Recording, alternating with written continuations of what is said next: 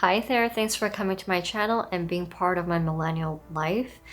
This is going to be a total departure from my typical vlog content, which takes me sometimes hours to edit and sometimes days. This is going to be more straightforward political commentary. I touched upon it in my last vlog about how I watched the inauguration and how I do see the premise of V for Vendetta actually coming to fruition and becoming our reality. So in this video, I'm going to do a little preamble and then talk about the immigration deportation and why that should scare you as an American citizen.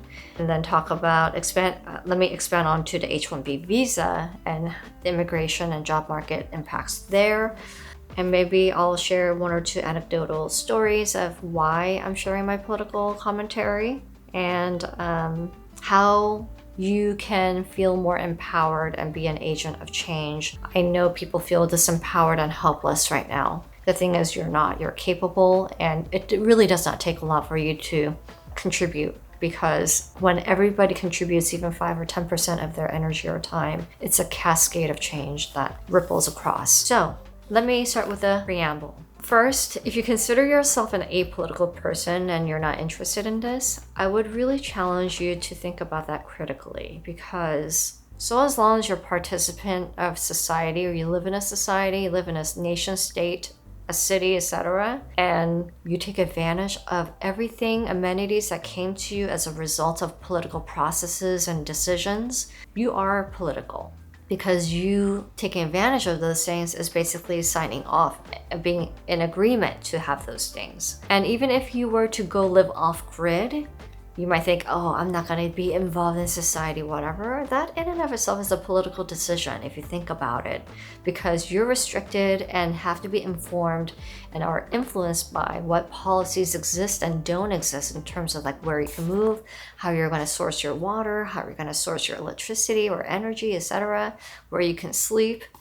All of that is informed by politics. I guess you could say that the only true way for you to be an apolitical entity or a person is if you were to move to an exoplanet and be a population of 1.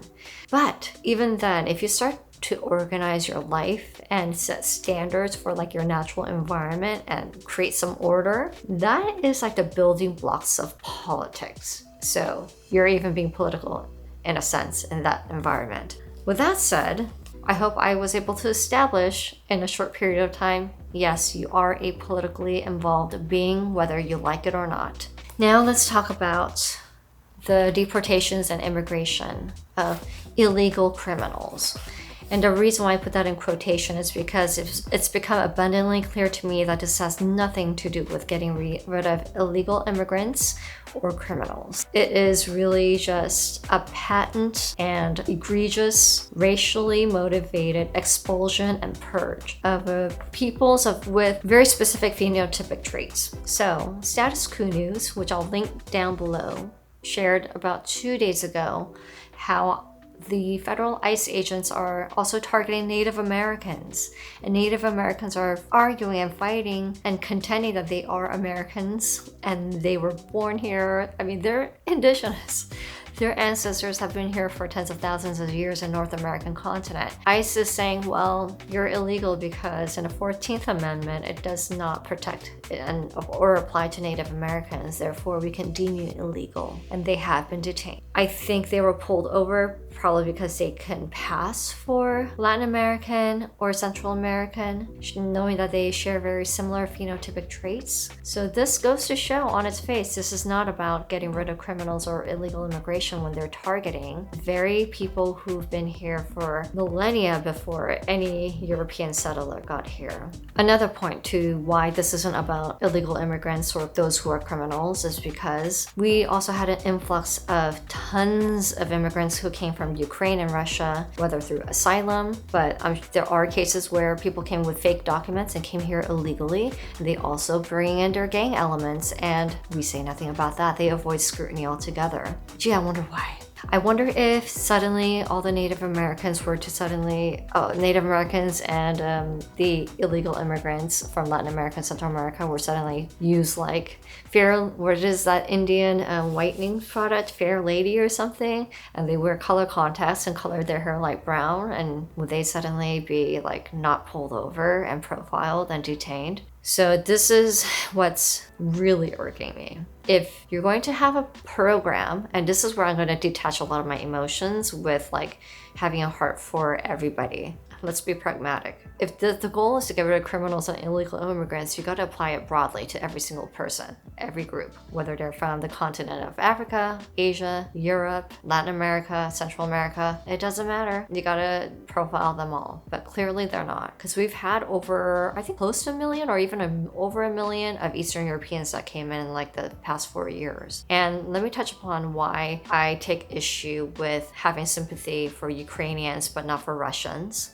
You should apply sympathy and empathy for both. But here's why I think the Ukrainian side doesn't have a stronger of an argument to solicit our sympathy. So in 2018, Trump's administration, during his administration, Congress banned sending arms to Ukraine because they had a neo-Nazi problem, or they have, this is still present, they have a neo-Nazi problem, not only in their military, but in their general population. So as a person of color, as a racial minority, you should feel sympathy for people who adhere to ideology tied to people who committed the crime of crimes against humanity. I'm supposed to be nice to them, I'm supposed to love them, when they probably want me to be...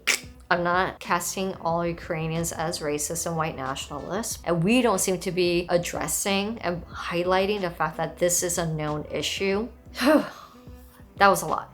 Oh, guys, I was editing and I just realized that I missed a big chunk of what I wanted to talk about. This is what happens. This is what getting old means, or have attention deficit. Okay, so I want to touch upon why this immigration deportation thing does not bode well for us American citizens. If you see the mechanism that Trump has designed of bypassing state laws and state protections for vulnerable populations or people, they're people in the state, and partnering with the private prison system to be processing the deportees, this is a perfect setup. And given that this is designed for a mass scale deployment of federal resources and agencies to go after people, this could be rebooted for a very nefarious purpose of going after you and your friends and your family, anybody who disagrees with whichever administration is sitting in the White House. Trump has ushered in that period, set up the system, and who knows, maybe he'll use it, he won't use it for that purpose, but let's say the next president is a Democratic neoliberal establishment candidate who's pro-corporatist and up in the duodenum of the elite, which is no surprise, should be no surprise to you. And then they decide, oh my God, I really want to take advantage of this and lock away Americans who disagree with our positions. Now, people, I hope people realize that fascism is not wed to ideology. Fascism doesn't only come in the right stripes or the left stripes. It comes in all stripes, because the desire to go and turn authoritarian is not about ideology. It's about a human condition. The few humans in our species, or many of them, who have a DNA marker to want to subjugate and dominate others and suffer, and because they like that, they derive pleasure from seeing people beneath them and suffering. There are sickos out there, we know this, and those people are able to usually finagle and finesse and charm their way into positions of power. Therefore, you can be a centrist, you can be a moderate, and a fascist. If you want to shut down dissent and breach your own constitution, you're no better than the fascists of histories from like Stalin or Mussolini. You're just acting like one of the bad humans. That's all. That's why I think Americans should be scared. Like George Carlin said, it's a big club and you ain't in it. Yeah, that's what I wanted to add. And that's why the inauguration reminded me of V for Vendetta. It's because I could see this being used by either parties in power to target its own constituents, but at a scale never done before, and partner with a private prison system that could be easily repurposed to be camps for who knows what, medical purposes, for social menial labor, whatever, I wouldn't put it past our government, unfortunately. We've decayed that much. That's where we are. Back to regular programming. Now let me move on to the H-1B immigration stuff and how Trump wants to loosen the regulations, expand the program, and my take on that. Now, I have wonderful experience working with H-1B visa workers who are predominantly from the Indian subcontinent, whether they're Pakistani, from Sri Lanka, or India. I've always enjoyed working with them. I don't blame them for taking advantage of a program that is poorly regulated and poorly enforced. So H-1B visa program requires the employer to go above and beyond in trying to prove that they went to great lengths to find an American worker to fill the role that they want to fill. Clearly, there is no enforcement or audit of that, because look at the inordinate number of H-1B visa employees that are here in the country, particularly in tech, but it runs a gamut. The thing is that H-1B visa is not for anybody with particular special intelligence or talent. Those are for the O1 and O2 visas, I believe. This is just for any kind of rank and file corporate job. So it could be like you're a call center agent, sweatshop worker, a barista, data analyst, tax accountant, program manager, product manager, scrum master, software engineers, etc. You get the picture. So by loosening the regulation, it is a direct threat to our livelihoods if you are a W-2 employee, because they are your direct competition. That is an issue. However, like I said, I can't blame the person for taking advantage of it. The onus, the responsibility, accountability falls on the government to enforce its own rules and requirements. But with that said, a little seg into what's up with me. I don't know if you've been following me or not, but those who have know that I've been unemployed for the past 2 months, or 2.5 months, I should say. I was laid off. I've been passively applying. I haven't been too aggressive. But the great news is that out of nowhere, I'm really grateful. I got a call back for an interview next week for a role as a program manager in a major, big company. I won't even mention the industry because I don't want to jinx myself. I am excited, but also need to brush up on doing the song and dance, because I tend to go in very blasé, because I do love doing interviews. I do well in interviews, but sometimes I get complacent. So I do need to write down my talking points, have a basket of like half a dozen use cases for me to pull from. Anyways, that's me. Going back to now the final point, how you can make a change, make a difference. Now, first of all, we need a pep talk. You have the ability to do small actions that combine with the actions of so many others like you to make a cascade of change. You're going to effect change that way. You don't need to go and run for political office or, participate in protests if it makes you uncomfortable. It's really about your comfort level, number one, and also knowing that you are not without collaborators and partners, friends, community members who think and feel like you do and are also trying to do the same. Something I did was explore some of the local communities that help out local NGOs, but also I did pledge and attend a few political organization meetings just to see where I think I would be able to fit in best. Now, I am not wed to ideology. Once upon a time, I was a staunch libertarian. I changed in the a little bit like 2013. I started to really change and recognized what was happening and realized that, oh no, we need a remedy. We need an antidote to this hyper-capitalistic machinery that is going to consume and spit out human beings and turning them into sausage meat. And that's when I started to really adopt and support populist progressive policies. Maybe in 15 years, I realized that I don't think socialism or democratic socialist principles or policies is helping. It's hurting more than helping. We need to inject a little bit more of a capitalistic or conservative model. I believe that as a human being, best chance for success is to be resilient and adaptive to change.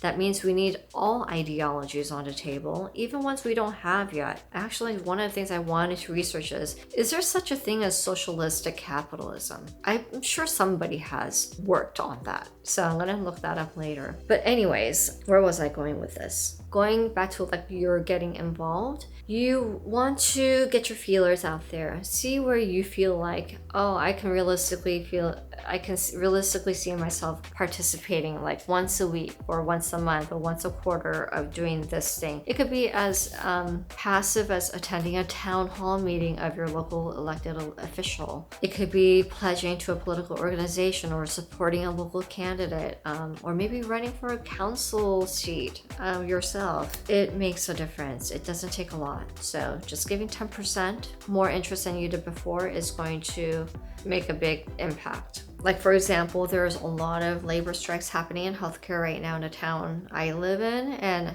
fantastic, but I'm not joining it. But I want to support the organizations who are supporting them and picketing with them. If there is maybe one for Palestine, then I might consider joining it. Yeah, I'll think about that. See, this is where I do get very calculating, where I have to temper what I really want to do with risk to my existence. I cannot not have a job.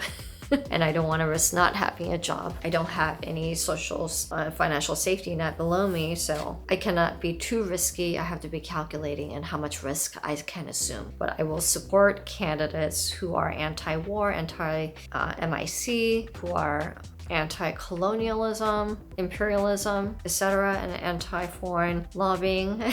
I have written to my state representatives. I wrote them last year to denounce what's going on in Gaza and West Bank, calling out the nearly 80-year brutal colonial occupation. I won't go more into that, but if you're curious about why I hold that position, feel free to comment below. Let me just say that I'm the granddaughter of grandparents who endured and survived brutal Japanese colonialism, and I did a project in 10th grade of my grandma's experience living under that regime and escaping carpet bombing in World War II from Japan to Korea while she was in her 3rd trimester of pregnancy. So there are a lot of parallels between what Koreans experienced under Japanese rule and what Palestinians experience with Israeli rule, military rule.